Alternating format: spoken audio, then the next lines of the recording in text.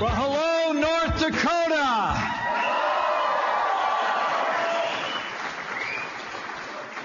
It is great to be back in the Rough Rider State with hundreds of the men and women who voted overwhelmingly to give this country a president and a Congress who just over 3 months ago enacted tax cuts to put America first. Give yourselves a round of applause.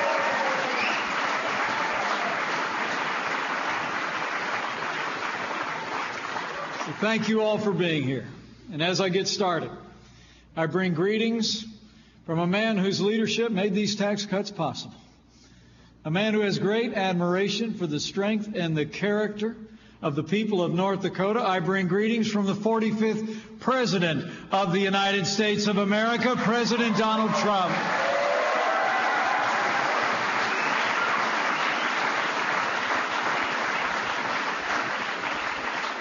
You know, as the President said when he was here in North Dakota last September, this is an incredible state. This great state grows our nation's food, it pumps our nation's energy, and the good people of North Dakota literally embody the resilience and the spirit of America itself. And it is great to be back in the Rough Rider State.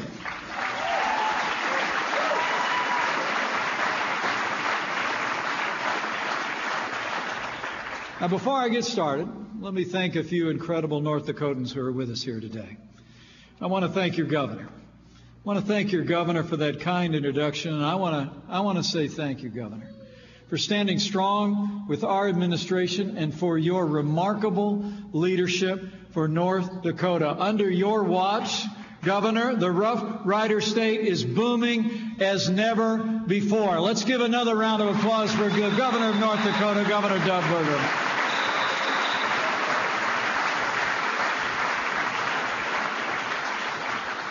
I can actually say I was for Doug Burgum before it was cool. I literally met him when he was talking about first running for governor of North Dakota, and I sensed his quality then, and we just admire his leadership greatly. Let me also recognize another great leader for the people of North Dakota, a member of the United States Senate who I am here to attest has been standing strong with President Trump and working hard for the people of North Dakota every single day. Join me in thanking Senator John Hoeven for his great leadership for North Dakota and for America.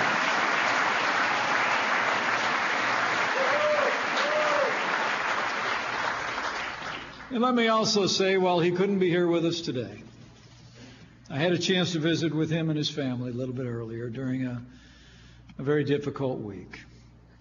He's an extraordinary leader for North Dakota. He's someone who has stood shoulder to shoulder with President Trump and I as we've been advancing the agenda that's moving this country forward. I want to thank Congressman Kevin Cramer for his great leadership for this state and this country.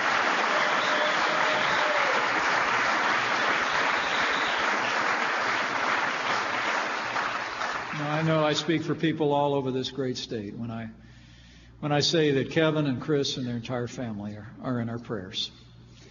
The good book tells us that we mourn with those who mourn. We grieve with those who grieve. And I want the whole Kramer family to know that in the loss of their precious son, Isaac, that they are now and will remain in our hearts and in our prayers.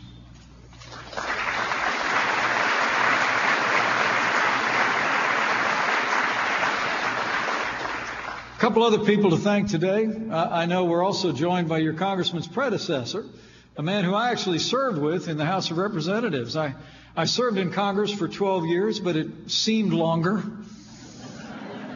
But one of the great leaders I served with is still a great leader all across North Dakota. Join me in thanking former Congressman Rick Berg, who's with us here today. Rick, great to see you.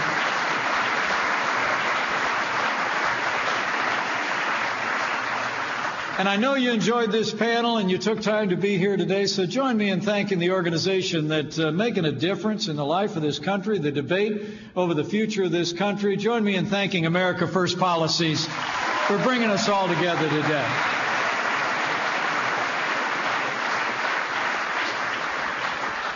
I really came in today just to say thank you. Thank you to the good people of North Dakota for all you've done to stand with this president, stand for our agenda, and stand with this administration. Not just in that decisive election victory in 2016, but literally every day since. Because of your support, because of your determination to stand with the agenda that President Trump has been working to advance every day, I'm here to report to you. 14 months in, it's been a little more than a year of action, a year of results. In a word, it's been a year of promises made and promises kept.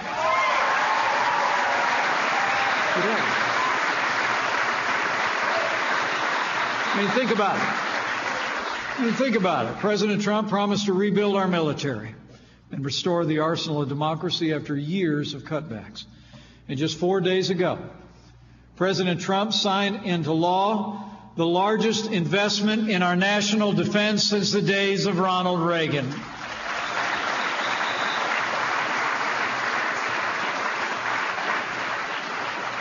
As your governor said, I've seen firsthand the extraordinary contribution that men and women in uniform in North Dakota make to the life of this nation and to our national security. From Minot Air Force Base, which I visited last October, to Grand Forks Air Force Base, and to all in the 319th Air Base Wing, and more than 10,700 members of the armed forces who call North Dakota home. I'm pleased to report to all of you, on behalf of your Commander-in-Chief, with the strong support of Senator Hoeven and Congressman Kramer, the era of budget cuts to our armed forces is over.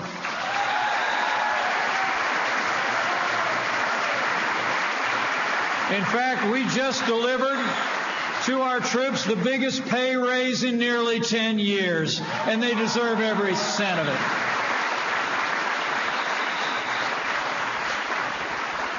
You know, it isn't just those on active duty the president promised to support in that election in 2016. He also pledged to stand with those who wore the uniform of the United States earlier in their lives. In fact, there are probably many men and women who served in our armed forces who are here with us today. If you're able, would you mind just standing up? If you're a veteran of the armed forces of the United States, would you stand up and give us one more chance to say thank you for your service?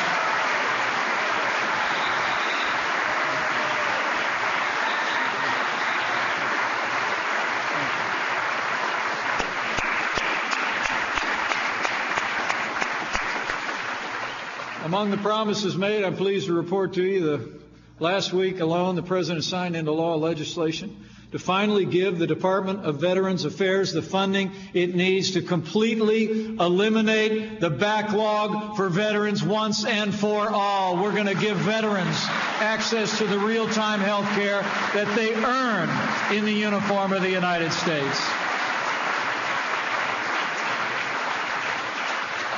Our president also promised to secure our borders and enforce our laws.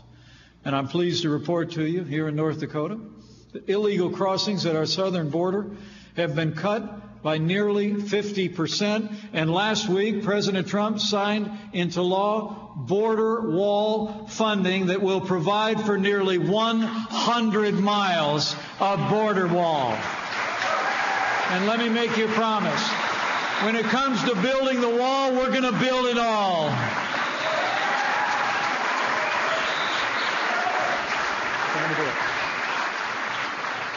Our president also promised to appoint strong conservatives to our federal courts at every level. With the strong support of Senator Hoeven and conservatives in the United States Senate, this president appointed Justice Neil Gorsuch to the Supreme Court of the United States and set a record for the most Court of Appeal judges confirmed in the first year of an administration in American history. And they're conservatives all.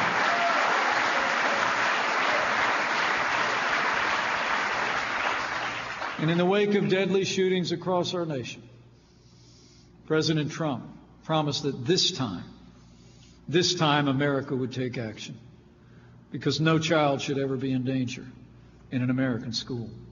And last week, with the president's leadership, Senator Hoeven's support, Congressman Kramer's support, We devoted more than $2 billion to improve school safety and passed legislation to strengthen our criminal background check system and give parents and schools new tools and new resources to keep our kids safe.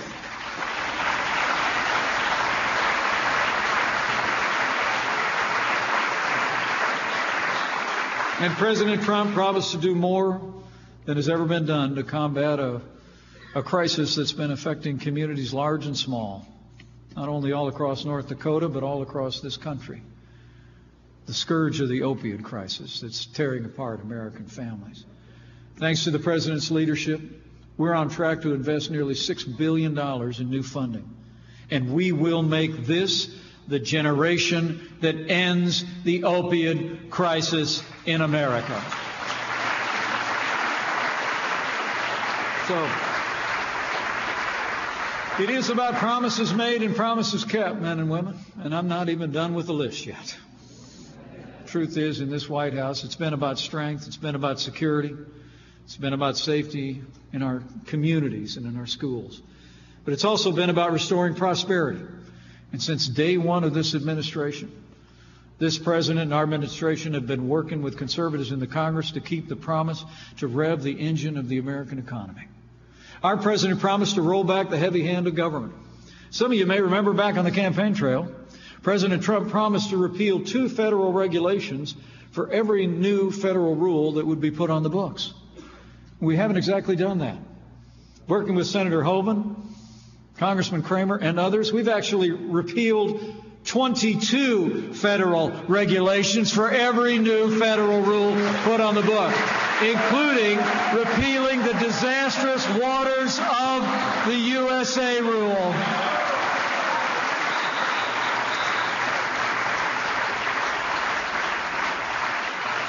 The president promised to unleash American energy, North Dakota's lifeblood. He rolled back the so-called Clean Power Plan. He withdrew the United States of America from the Paris Climate Accord, and after years of inaction,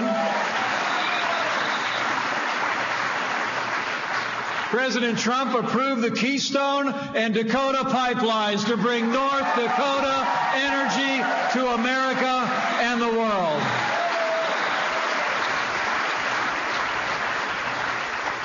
Our president promised to rebuild American infrastructure. Just last week, we signed a down payment of $21 billion for our plan to give North Dakota and all of America the best roads and bridges and infrastructure we've ever had. He promised to crack down on unfair trade practices. He took action recently to protect our steel, aluminum, and lumber industries. The president's taken a strong stand to put American jobs and American workers first. And I'm pleased to report to you, we're making great progress on NAFTA. And today, the White House announced that we've reached an agreement in principle on a renegotiated free trade agreement with South Korea that'll put American workers first. That's progress. And finally, what brings us all here today is that President Trump promised to cut taxes across the board for working families, small businesses, family farms and ranchers. And just over 3 months ago, with the strong support of Congressman Kramer and Senator Hoeven, President Donald Trump signed the largest tax cuts and tax reform in American history. That's a promise made and a promise kept. That's big. That's really big. And the results speak for themselves and have been remarkable. I mean, since our election, actually, as the president's been implementing that vision for a stronger, more prosperous America, American businesses have already created nearly 3 million new jobs, including 3,300 new jobs in oil and gas and resource development in North Dakota. The unemployment rate across America hasn't been this low in 17 years, and North Dakota is tied for the second lowest unemployment rate in America.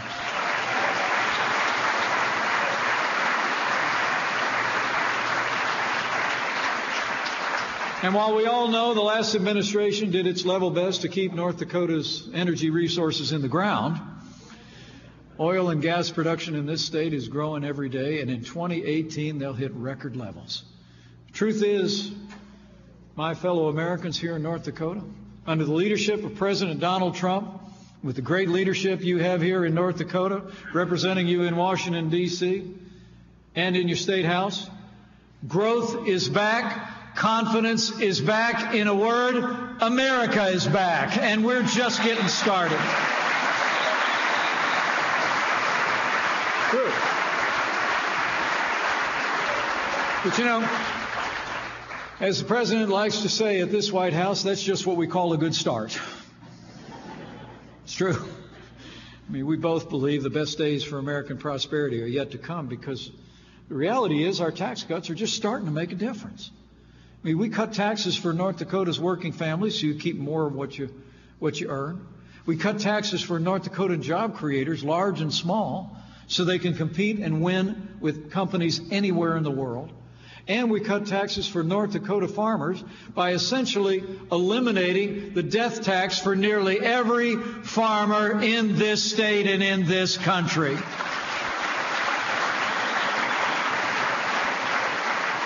And we brought real relief for businesses in the city and on the farm by allowing businesses to deduct the cost of new equipment immediately in the next 5 years. When we cut taxes, we also, if you didn't notice, we cut out the cornerstone of the disastrous Obamacare, and North Dakotans will no longer be forced to buy government-mandated health insurance or pay a tax if you don't.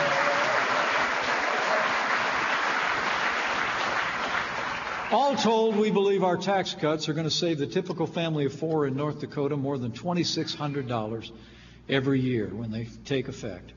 And as businesses invest their tax savings in their employees, North Dakota workers can expect to see pay raises, we believe, of more than $4,500 a year in the years ahead. I mean, we're already on our way, because across North Dakota and right here in Fargo, companies have already announced plans for bigger raises, better benefits. Tax cut bonuses of $1,000 or more have been distributed to at least 34,000 North Dakota workers. Our tax cuts are working for North Dakota. And that's why your congressman and your senior senator voted to send these tax cuts to the president's desk. But you might have noticed the same can't be said of your other senator. The people of North Dakota deserve to know that when it came time to cut your taxes, Senator Heidi Heitkamp voted no. When it came to letting North Dakota families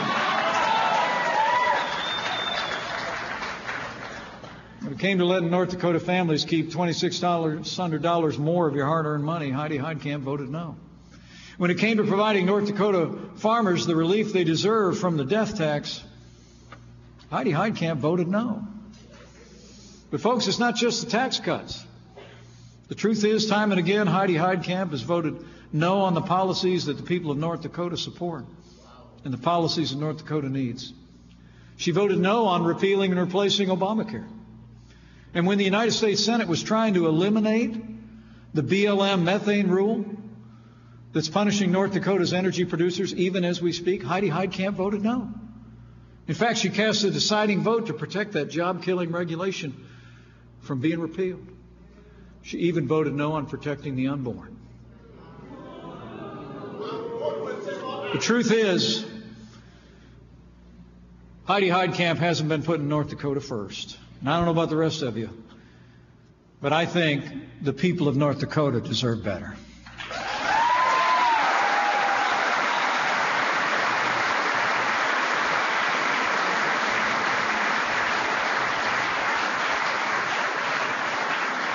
But I'll make you a promise. President Trump and I are going to keep working. We're going to keep working every day with your leaders in Bismarck, your conservative leaders in the Congress, and we will always put North Dakota and America first.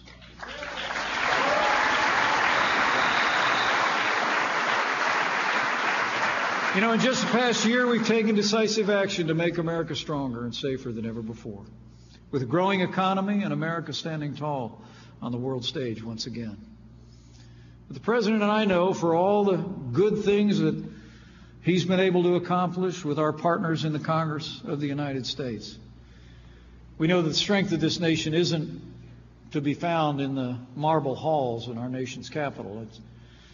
The strength of America is always has been and always will be found in the hearts and the character and the work ethic of the American people. And North Dakota is proof of that every day.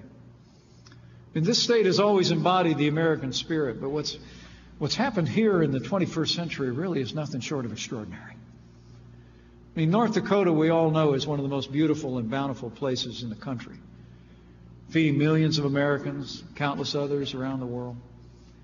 But hidden beneath your fertile fields has always been another source of prosperity, affordable and abundant energy.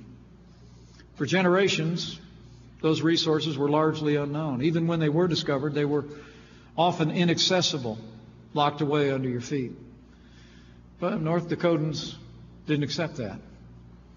So you did what Americans always do. You tackled the problem with ingenuity, determination, hard work, and grit.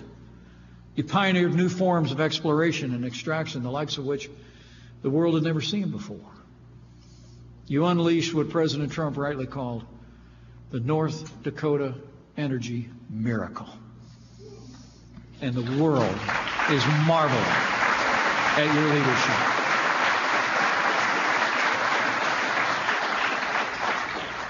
You know, in the time that I served in the Congress, I took note of the fact that in the well of the Congress, there's only two quotes on the wall. They're both behind the chair where the Speaker of the House sits, just above the American flag.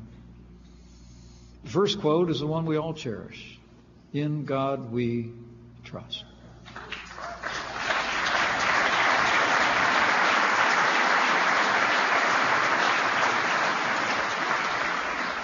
But the second one's a little bit higher. It's up near the ceiling. I noticed it about 10 years ago, Senator, when I was there involved in a debate on the floor about American energy. It's a quote from the great Daniel Webster.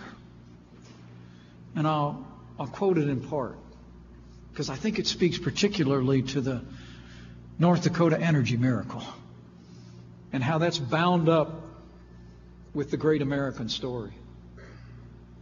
The quote of Daniel Webster in the well of the Congress of the United States says, and I quote, "Let us develop the resources of our land and call forth its power. Promote all its great interests and see whether we also, in our time, might perform something worthy to be remembered." Think about those words. I mean, the truth is that's exactly what North Dakota has done. You've called forth the power of this land, the God-given riches of this country, benefiting not only the prosperity of the people of your state, but the prosperity of a nation and the energy security of a nation. You have plummeting unemployment, soaring opportunity, all through the unprecedented development of your natural resources. I mean, the truth is that North Dakota is leading the way in an American energy renaissance. Thanks in large part to North Dakota, the United States is today the largest producer of natural gas. And this year, for the first time in a generation, we'll be the largest producer of oil anywhere in the world.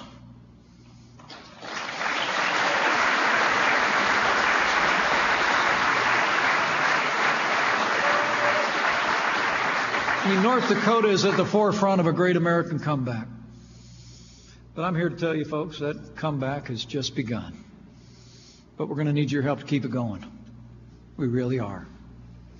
So as I close, let me thank you again for coming out today on this warm and balmy day in North Dakota. I want to encourage all of you, though. I want to encourage all of you. Keep doing what you did today. Make time to stay involved as citizens. Keep the energy and the enthusiasm that I see in the room today, every day in the days and weeks that lie ahead.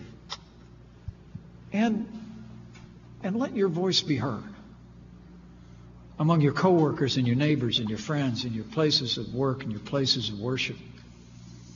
You know, I always believe that all all the TV shows in America, all the cable networks in America,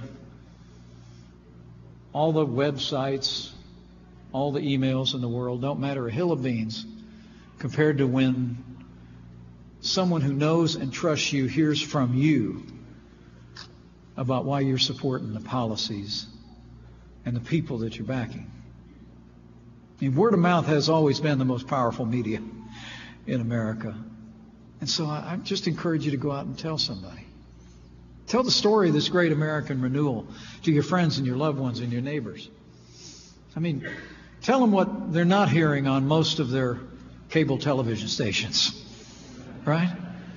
I mean, just say, yeah, you know, I ran into Mike the other day. And he was like reminding me of all the things we've been able to do with great leaders like Senator John Hoeven and Congressman Kevin Cramer and conservatives in the Congress of the United States who stood shoulder to shoulder with this president. I mean, tell them what we've accomplished and then tell them about the difference that it's making here in North Dakota and all across this country. Tell them we cut their taxes so they can keep more of what they earn. Tell them we're restoring American strength at home and abroad. So America's standing tall once again on the world stage, commanding the respect of the world, protecting our families in new and renewed ways. I mean, tell them we're putting Washington back to work for them, not the other way around. And tell them under President Donald Trump, the forgotten men and women of America are forgotten no more. You go tell them, because it's true.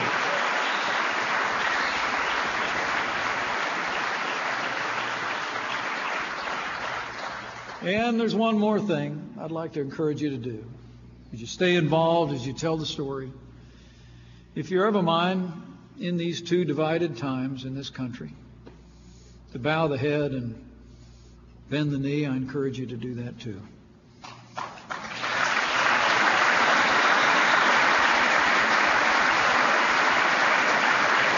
But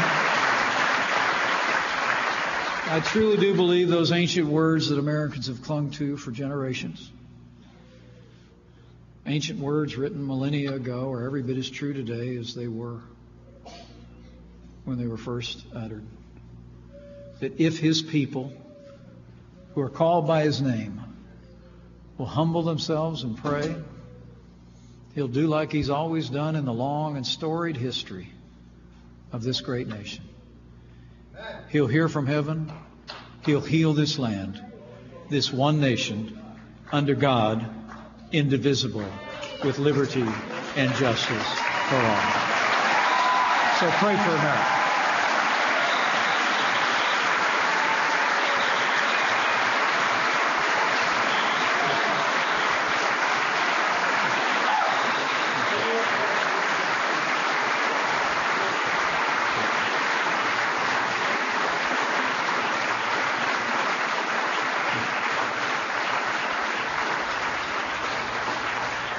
So thanks for the opportunity to address you today.